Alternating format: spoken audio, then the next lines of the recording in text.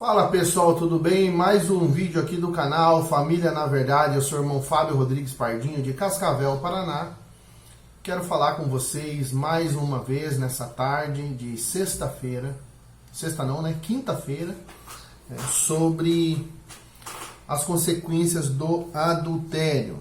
Eu estou sempre até sendo repetitivo aqui no canal, mas é importante a gente sempre falar. Eu observo que todos os dias na televisão aparecem cenas de nudismo, prostituição, traição, enfim, os maiores níveis aí de perversão sexual, eles propagam isso o tempo todo, né? O príncipe deste mundo, usando essas pessoas, né, da mídia, eles propagam isso o tempo todo. Então, eu como um filho de Deus, que tem um compromisso com a palavra do Senhor, tem um compromisso com o Criador, né?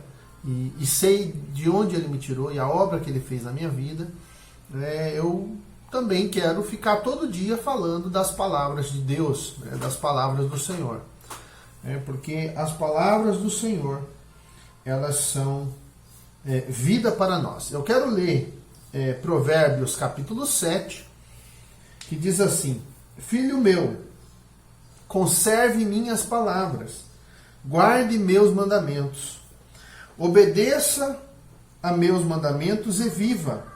Guarde meus ensinamentos como a menina de seus olhos. Amarre-os a seus dedos, escreve-os na tábua de seu coração. Então, eu creio o seguinte, que as palavras de Deus, elas servem para serem lidas e vividas todos os dias. Por isso eu quero usar esse espaço aqui que Deus tem me dado através dessa rede social, de falar com você sobre o perigo do adultério. Capítulo 6 de Provérbios, no versículo 32, diz assim: O que comete adultério perde a razão, o que faz isso destrói a si mesmo. Ele não terá nada, senão feridas e tribulação, e sua desgraça jamais será apagada. Então o que acontece? Eu vejo muitas vezes pessoas aqui comentando no canal, né, sobre que eu fui traído, que o meu marido está lá no bem bom e eu estou aqui sofrendo. Teve relatos de homens também: eu fui traído, a minha mulher me abandonou, fui morar com outro homem e está lá no bem bom. Olha só, a gente não precisa ter um desejo de vingança, de querer ver a pessoa se dar mal. Tá? A gente precisa, na verdade, perdoar, né? E pedir a Deus que tenha misericórdia dessa vida que foi por esse caminho. Agora, uma coisa é certa, gente: a conta desse pecado, ela chega. Esse texto diz aqui que o homem que comete adultério destrói a sua alma, destrói a si mesmo, né? E ele não terá nada, feridas e tribulação. Uma hora, querido, a conta vai chegar. E a pessoa que entra nessa prática do adultério, que abandona a família, né, muitas vezes vai morar lá com a amante, essa pessoa, eu não consigo acreditar que uma pessoa dessa tenha paz. Eu não consigo acreditar. Eu falo por mim que toda vez que eu pisei fora da linha, pequei, isso tira a sua paz, te deixa irritado, te deixa nervoso, né? Isso atrapalha todas as áreas da sua vida. Então, algumas pessoas têm comentado aqui isso, né? Porque ele está lá no bem bom, não sei o quê. Eu acho que a gente não tem que ficar querendo o mal, né? Mas a própria Bíblia diz que essas pessoas vão pagar pelos seus pecados, né? O salário do pecado é a morte. Uma pessoa que entra numa prática de adultério, de pecado sexual, principalmente na prática do adultério, ela invoca sobre ela um espírito de morte, né? Parte da sua vida morre. Você começa a morrer quando você entra nesse pecado. E isso é tão maldito, que eu vou contar um relato aqui. Eu tenho um conhecido, faz muito tempo já que eu conheço essa pessoa, e o pai dele traiu a mãe dele, arrumou uma amante e se separaram. E essa pessoa já era adulto, casado, né? Cresceu, né? Quer dizer, cresceu, casou, virou adulto e tal. Ele vivia com a mãe e com o pai quando o pai traiu a mãe. E lá, por uma certa altura da vida dele, o que ele fez com a esposa dele? Mais ou menos na mesma idade que tinha o pai dele, quando traiu a mãe dele. Ele arrumou uma amante e abandonou a família. Então, olha só o poder do pecado desse pai. Eu estou dizendo que a culpa do pecado desse filho é do pai? Não, a culpa, cada um carrega a culpa do seu pecado. Mas entenda uma coisa, quando um pai, uma mãe, vai para essa prática do adultério, na mente do seu filho, você causa uma ruptura, uma lesão moral, uma lesão espiritual. E o seu filho, quando ele cresça e ele casar, e ele foi lá passar pelas dificuldades da vida, a saída que ele vai encontrar para, entre aspas, como as pessoas dizem, né, ser feliz, vai ser fazer o que o pai fez, entendeu? O que ele vai ter na memória, para ele resistir e não fazer, é algo muito doloroso. Entenda uma coisa, a decisão de fazer é dele. Se ele fizer, a culpa é dele. Mas esse erro do pai causou uma lesão no cérebro dele. Então o esforço que essa pessoa tem que fazer para não ir para esse mesmo erro, ele é muito grande. Porque há uma pressão espiritual sobre essa linhagem. Entende?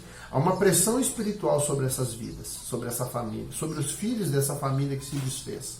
Sobre os filhos que viram esse péssimo exemplo desse pai. Entende? Então essa pressão espiritual, muitas vezes a pessoa não sabendo lidar com essa pressão, ela vai ceder, você entende? Agora entenda uma coisa, imagina você ver o seu pai e a sua mãe lutando ali pela família, os dois lutando, vivendo bem, os dois se esforçando para manter o casamento, né? Até dizendo para os filhos, nós passamos essa crise no nosso casamento, a gente venceu, nós estamos aqui, criamos vocês, né? E tal, demos uma boa educação para vocês. Ensinamos para vocês os caminhos de Deus. Então, quando o filho passar pela crise, ele vai, entendeu? Ele vai lembrar. Como diz aquele texto, quero trazer à memória aquilo que me dá esperança. Então, você vai lembrar do que os seus pais te ensinaram. Entende? Por isso que eu estou aqui todo dia falando sobre isso. Porque não tem como, querido. Não tem como a gente ser feliz vivendo uma vida de pecado. Então eu estou aqui alertando você como uma atalaia do Senhor, como uma voz que clama no deserto, dizendo para você, abandone o seu pecado, abandone essa prática, abandone o seu adultério. Você está se destruindo e você pode destruir o futuro de gerações. Quem sabe pessoas brilhantes que iam nascer da sua linhagem vão ser interrompidos, esses sonhos, esses planos, por causa do seu pecado. Porque você está permitindo que o inimigo use a sua mente, a sua vida, o seu corpo, e faça você se prostituir, se você adulterar, prostituir o seu corpo com o seu amante. Então entenda, a pessoa que comete adultério, ela perde a razão. Ela se destrói a si mesma. A grande verdade é, mas passou por essa e essa dificuldade. Querido, por mais dificuldade que a gente passe, por mais que muitas vezes a gente é meio que parece que a gente está sendo empurrado para fazer uma coisa errada, mas assim, fazer ou não fazer depende da gente. Então, quando a gente entendeu que a gente fez porque a gente quis. Independente da pressão que você sofre, do ambiente que você vive. Independente da pressão, do ambiente, da cultura que você está ali inserido. Você só faz a coisa errada se você quiser. Se você não quiser fazer, você não faz. Então, queridos, é muito triste eu ver os relatos aqui das pessoas abrindo o coração. Só respondendo uma questão aqui que estava na minha cabeça, estava tentando lembrar, lembrei aqui. Teve uma amiga que colocou aqui no comentário que ela falou que o marido dela, 22 anos casado, deixou dela, foi morar com outra moça, outra mulher. E aí diz que agora estão indo numa igreja, daí ele deixou dela, mandou os papéis lá advogado para divorciar, deixou dela.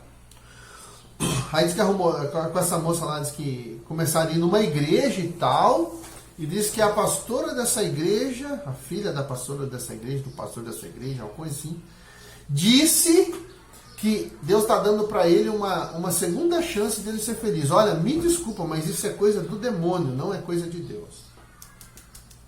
Deus não está nesse negócio. Satanás está nesse negócio. Satanás está nesse negócio.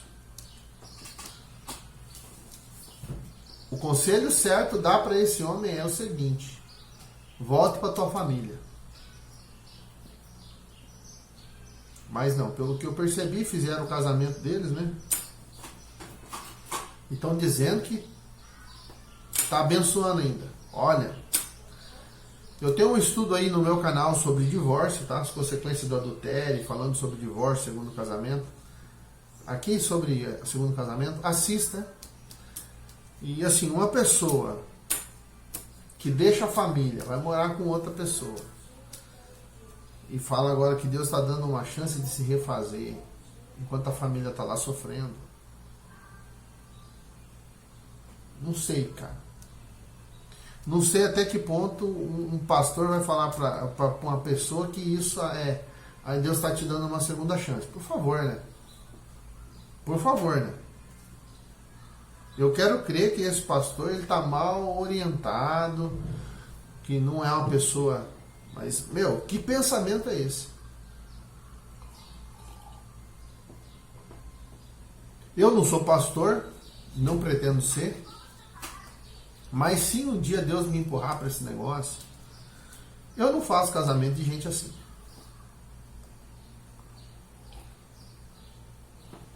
Não faço.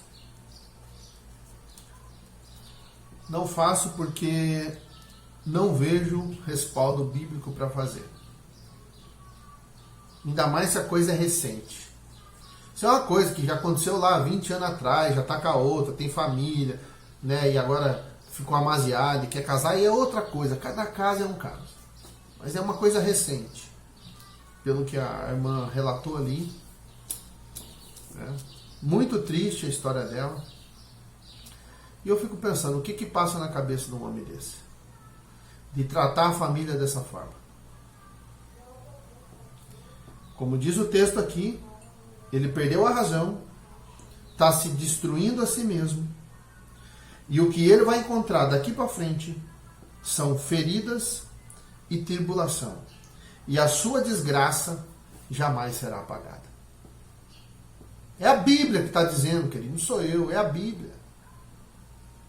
Ou a Bíblia serve para mudar o nosso caráter e o nosso coração pecaminoso, ou não serve. Ou a gente vai seguir a novela. Ou a gente vai seguir o curso desse mundo. Ou a gente segue o curso da palavra, ou o curso desse mundo. Ou a gente submete o nosso coração pecaminoso à palavra e dobra o nosso coração diante do Senhor, ou vamos parar de hipocrisia.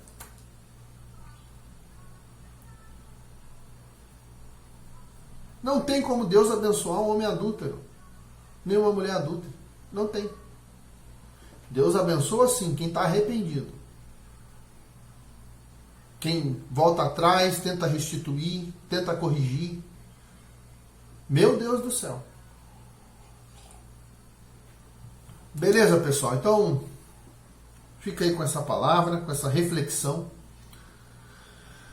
Que nós, homens, possamos tomar nossa postura diante de Deus, diante da nossa família, guardarmos o nosso coração longe da corrupção desse mundo, longe do pecado, nos rendendo todas as manhãs, todos os dias ao nosso Deus e amando as nossas esposas e os nossos filhos como a nossa própria carne. Tá bom? Que Deus abençoe você, que Deus abençoe o Brasil, e conhecereis a verdade, e a verdade vos libertará.